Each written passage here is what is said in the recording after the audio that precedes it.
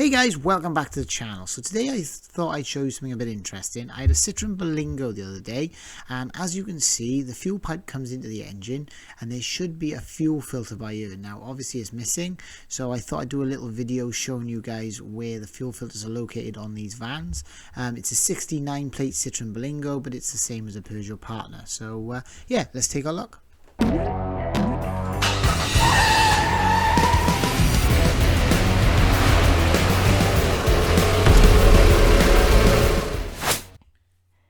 And if you get value from this video, hit the like button and subscribe to support this channel. Right then guys, so we've got this vehicle raised on the ramp, and if I take a walk down to the back of the vehicle, you can see the fuel lines there coming down, and you'll see you've got this plastic cover. Now we'll remove this plastic cover to make it a bit easier, but as you can see, the fuel filter then comes over to the fuel tank. So what we're going to do is just the other side of this exhaust shield, we've got this bowl, which is obviously the fuel filter.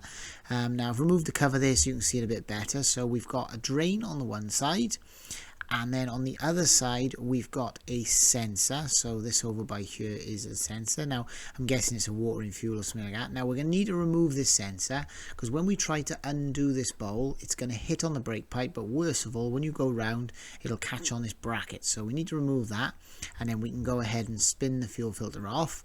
Now I've got a 19mm Allen key here. It fits. It's a little bit sloppy. I might be a 20, but I didn't actually have one, so 19mm Allen key works fine. And then you can go ahead and undo that bowl and spin it round and get your fuel filter out. So I thought I'd show you what the fuel filter looks like. So this is the fuel filter.